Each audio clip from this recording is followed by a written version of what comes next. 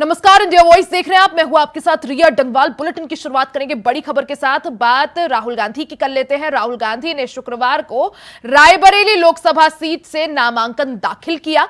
इस दौरान सोनिया गांधी, प्रियंका गांधी और अशोक गहलोत भी मौजूद रहे।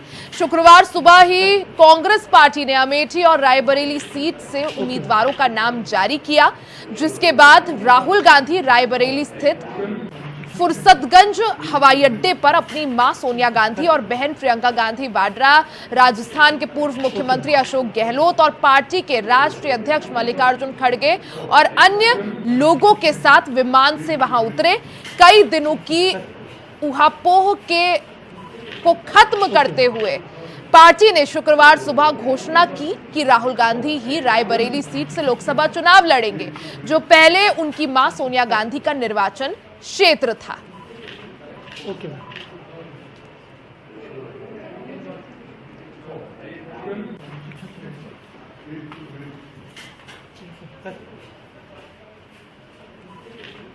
ओके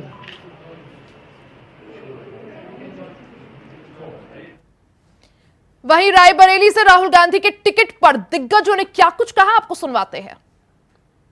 चुनाव आज चरम पर पहुंच चुका है। स्वाभाविक रूप से जो देश के दुश्मन हैं वे चुनाव के दौरान मोदी जी के पक्ष में जो माहौल है, इस माहौल को खराब करने का भरसक प्रयास करेंगे।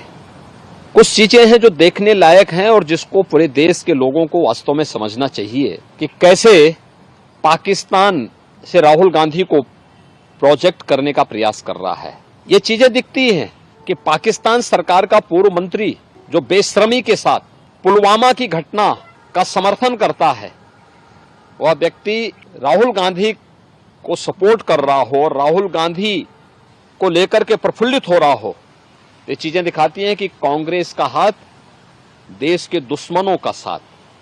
यानी चीजें दिखती हैं कि मोदी जी जीतेंगे तो भारत में दीपावली होगी, लेकिन अगर कांग्रेस कहीं पे सफलता प्राप्त कर रही है तो पाकिस्तान उससे प्रफुल्लित हो रहा है। यही कारण है कि कांग्रेस पहले तो तय नहीं कर पा रही थी कि क्या करना चाहिए। पिछली बार अमेठी से हार करके राहुल गांधी केरल तक भागे थे, वायनाड से वहां से हार की आशंका मान करके पहले अमेठी का मन बनाते रहे। लेकिन स्मृति जी ने जो 5 साल काम किया है, 5 विधानसभा में 4 में जमानतें जब तक रही पिछले चुनाव में, और जिस ढंग से मैं अभी वहाँ दौरा करके आया हूँ, नामांकन भरने में मैं स्वयं था, यूपी का माहौल मोदी में हो चुका और पुराना रिकॉर्ड भी हम तोड़ने जा रहे हैं। ऐसे अमेठी के बजाय अब वो रायबरेली से जा रहे हैं, तो रायबरेली की जनता भी उनका इंतजार कर रही है कि कांग्रेस ने जितने विकास में अवरोध पैदा किए, जितनी मोदी जी के बारे में हल्की बातें कही, एक एक बातों का हिसाब कांग्रेस को देना पड़ेगा और निश्चित हार रायबरेली से भी राहुल गांधी की होने वाली है। कुछ समय पहले तक राहुल गांधी जी कहते थे, डरो मत, डरो मत, डरो मत। अब डर डर कर कभी अमेठी से वायनाड, कभी वायनाड से रायबरेली, ये दिखाता है कि हार का डर कहां कहां लेकर जा रहा है। और डर तो इतना कि एक साथ कहीं दोनों ही ना हार जाएं, तो एक ही सीट से लड़ रहे हैं। लेकिन दूसरा मुझे कहना है, न्याय नहीं दिला पाए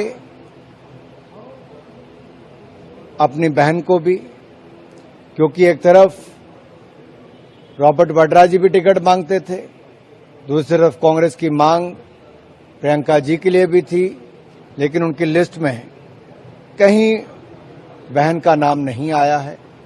ये अपने आप में दिखाता है कि कहीं ना कहीं कुछ ना कुछ कांग्रेस पार्टी में चल रहा है और ये अब देश के सामने खुलकर बात आ गई है। रायबरेली अमेठी प्रचंड बहुमत के साथ बीजेपी जीतेगी। राहुल गांधी जी अमेठी से पलायन करके वायनाड गए, वायनाड से आकर के रायबरेली में उत्तर प्रदेश की जनता, रायबरेली की जनता समझ चुकी है ये रणछोड़ दास लोग हैं। ऐसे लोगों को रायबरेली की जनता कभी स्वीकार नहीं करेगी। रायबरेली, अमेठी सहित सभी 80 सीटों पर बीजेपी प्रचंड बहुमत के साथ जीतेगी। इस बार वायनाड में भी जमीन खिसक गई है और इसलिए वहां से भी भागने की तैयारी कर रहे हैं। तो अब वो रायबरेली में जमीन ढूंढ रहे हैं, तो रायबरेली की जमीन तो पहले ही खिसक गई है, इसलिए कहीं से भी यहाँ इस बार राहुल गांधी की हार सुनिश्चित है। वो लड़ना नहीं चाहते थे, थोपा गया होगा। पहले अमेठी के हार के बाद वायनाड चले गए क्योंकि वहां मुस्लिम और क्रिश्चियन अधिक थे। लग रहा है वहां से भी हारने की उम्मीद है। तो अमेठी जहां से उनके पिताजी लड़े, स्वर्गीय राजीव गांधी, जहां से उनके चाचा लड़े संजय गांधी, आपने लड़े 4-5 बार, क्यों छोड़ दिए? तो रायबरेली भी लगता है दबाव में ही गए हैं। चलिए, उनकी पार्टी उनको कहां से लड़ाती है उनका विषय है, लेकिन हार की हिचक, हार का डर उनके सामने है। इसलिए डर था कि बताइए, जो व्यक्ति प्रधानमंत्री को चैलेंज कर रहा है रोज, ऐसी भाषा जो शर्मनाक भाषा है, वो अपने पुरानी कॉन्स्टिट्यूंसी से लड़ने में डरते हैं। ये देश क्या चलाएंगे?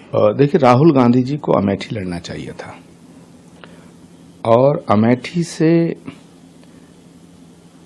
भागना कांग्रेस के पूरे कार्यकर्ताओं में ये मैसेज जाएगा, पूरे देश में ये मैसेज जाएगा कि जो आदमी रोज नरेंद्र मोदी को चुनौती देता था, रोज अपने कांग्रेस के कार्यकर्ताओं से कहता था, रोज देश की जनता से कहता था, डरो मत, डरो मत, वो खुद डर गया। मुझे लगता है कांग्रेस का दुर्भाग्य है। मैं बता दूं कि श्रीमान राहुल गांधी जी देश के किसी कोना से चुनाव लड़ लें, जनता का विश्वास उनको नहीं मिल रहा है और डरे हुए हैं।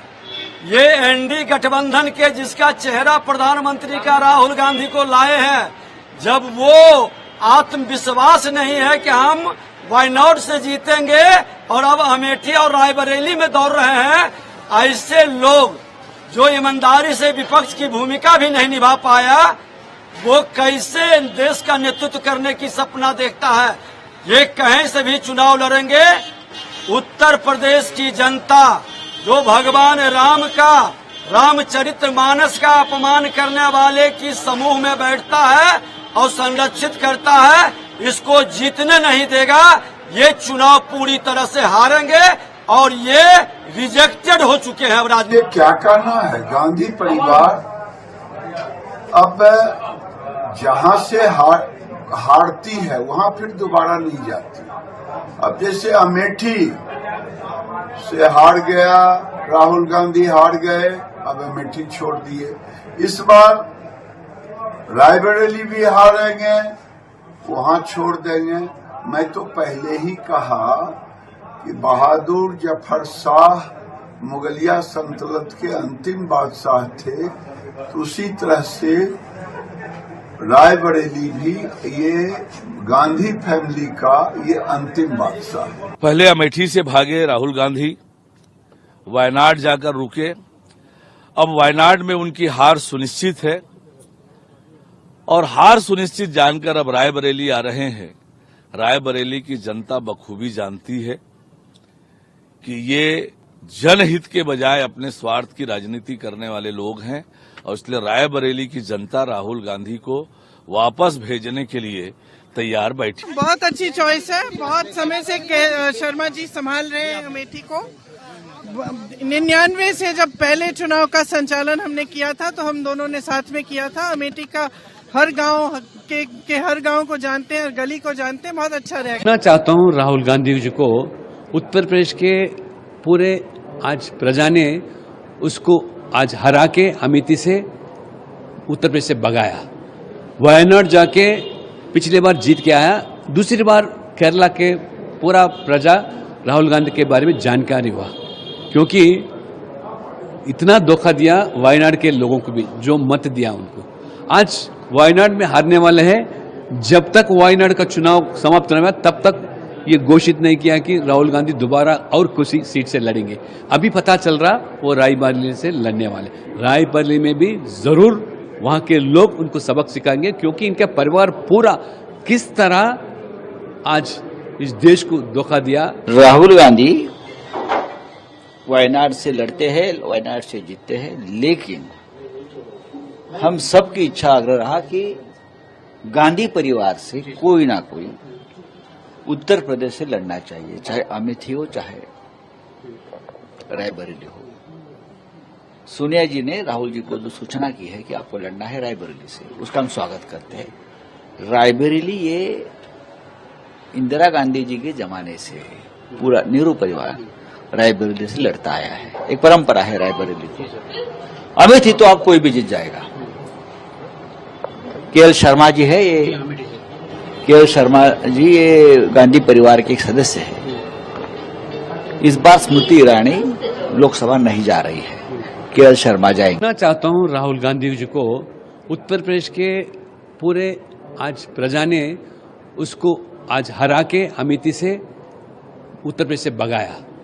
वायनाड जाके पिछले बार जीत के आया, दूसरी बार केरला के पूरा प्रजा राहुल गांधी के बारे में जानकारी हुआ, क्योंकि इतना धोखा दिया वायनाड के लोगों को भी, जो मत दिया उनको। आज वायनाड में हारने वाले हैं। जब तक वायनाड का चुनाव समाप्त नहीं हुआ तब तक ये घोषित नहीं किया कि राहुल गांधी दोबारा और किसी सीट से लड़ेंगे। अभी पता चल रहा वो रायबरेली से लड़ने वाले। रायबरेली में भी जरूर वहां के लोग उनको सबक सिखाएंगे, क्योंकि इनका परिवार पूरा किस तरह आज इस देश को धोखा दिया। देखिए, राहुल गांधी एक भगोड़े हैं। अमेठी से लड़ते हैं, अमेठी से हारते हैं, वायनाड से लड़ते हैं, वायनाड से जीतते हैं, फिर 5 साल अमेठी जाते भी नहीं और अभी रायबरेली से लड़ रहे हैं। कहाँ से है ये परिवारवाद? कौन से लोग ऐसे हैं जो सोचते हैं कि दादा नहीं तो दादी, बेटा नहीं तो बेटी, बहू नहीं तो दामाद, और ये परिवारवाद जो गांधी परिवार में चलते आ रहा है 60 साल से, ये अमेठी और रायबरेली की जनता के साथ दगा है। वो जिस ढंग से हमेशा सोचते हैं कि जनता उनको स्वीकार करेगी, जनता उन्हीं व्यक्ति को स्वीकार करते हैं जो काम करते हैं। 5 साल आप मुंह नहीं दिखाते हैं उत्तर प्रदेश में और फिर टपकते हैं। मैं मानती हूँ कि जनता मुंह तो जवाब जरूर देगी और आपको 4 जून को पता।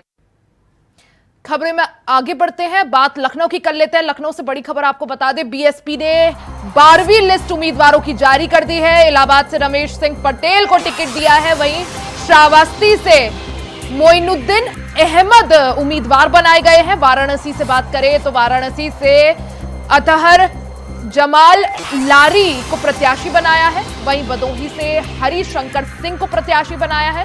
बांसगांव से डॉक्टर राम समुझ को टिकट दिया है। तो बीएसपी ने अपने प्रत्याशियों की 12वीं लिस्ट भी जारी कर दी है। इलाहाबाद से रमेश सिंह पटेल को टिकट दिया गया है। लिस्ट आपको दिखा रहे हैं। इस लिस्ट में 5 उम्मीदवारों के नामों का ऐलान किया गया है। तो 5 सीटों पर उम्मीदवारों के नामों के ऐलान बहुजन समाज पार्टी ने कर दिए हैं। तो बीएसपी ने एक और लिस्ट जो है जारी कर दी है। 12वीं लिस्ट उम्मीदवारों की बीएसपी ने जारी कर दी है। इसमें श्रावस्ती और वाराणसी से भी उम्मीदवारों की घोषणा की गई है। आपको बता दें, वाराणसी वही सीट है जिससे प्रधानमंत्री नरेंद्र मोदी तीसरी बार चुनावी रण में है।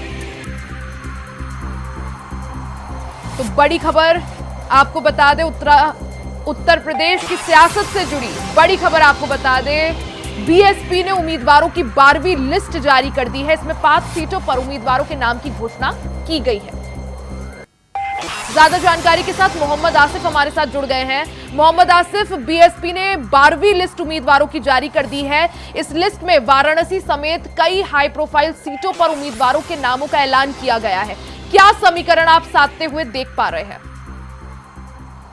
जी बिल्कुल रिया, बता दें कि जिस तरह से बसपा प्रमुख मायावती की लिस्ट जारी हो रही है, हर एक लिस्ट में कहीं न कहीं समाजवादी पार्टी और एनडीए की टेंशन बढ़ाने वाली लिस्ट रहती है। अगर बात करें 12वीं लिस्ट की, तो 12वीं लिस्ट में इलाहाबाद सीट पर जो है रमेश सिंह पटेल को प्रत्याशी बनाया है बसपा प्रमुख ने। लेकिन यहाँ पर जिस तरह से पटेल बाहुल क्षेत्र माना जाता है, तो कहीं न कहीं अब यहाँ पर रमेश सिंह पटेल के उतरने से समाजवादी पार्टी खासकर और बीजेपी की टेंशन बढ़ी हुई नजर आ रही। वही वाराणसी सीट की बात करें तो वाराणसी सीट पर पीएम नरेंद्र मोदी बीजेपी से चुनाव लड़ रहे हैं और यहाँ पर बसपा ने मुस्लिम कार्ड खेला है। और वही दूसरी तरफ भदोही सीट से हरिशंकर सिंह है और बांसगांव से राम समुझ को मौका दिया गया है। तो ऐसे में यह कहा जा सकता है कि बसपा प्रमुख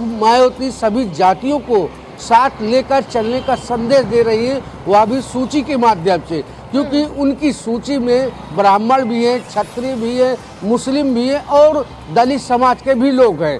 तो जिस तरह से समाजवादी पार्टी पीडीए का नारा देकर कहीं न कहीं जो है बैकवर्ड और दलित वोट बैंक जो है बटोरने की कोशिश की थी, ठीक उससे 4 कदम आगे बढ़ते हुए बसपा प्रमुख मायावती सभी जातियों को वोट जो बटोरने के लिए जो है यह सूची जारी कर रहे हैं। जी मोहम्मद आसिफ, अगर बीएसपी के सभी उम्मीदवारों को देखें तो हर जाति को साधने की कोशिश की गई है, हर जाति से, हर धर्म से जो है उम्मीदवारों को चुनावी मैदान में उतारा गया है। एक तरफ उत्तर प्रदेश के रण की बात करें तो एक तरफ भारतीय जनता पार्टी हिंदुत्व के नारे के साथ, दूसरी तरफ समाजवादी पार्टी को देखें तो फिर जिस तरह से पीडीए का नारा समाजवादी पार्टी की तरफ से दिया जा रहा है, और तीसरी तरफ बीएसपी। तो कितना रोचक और कितनी कड़ी फाइट जो है बीएसपी यहां पर बीजेपी और इंडिया अलायंस को देते हुए। जी बिल्कुल, यह बता दूं कि बसपा प्रमुख मायावती को यह पता है कि किस सीट पर कौन सा प्रत्याशी उतारा जाए जो कांटे की टक्कर ला सके और साथ ही साथ सीटों पर विजय पताका लहरा सके।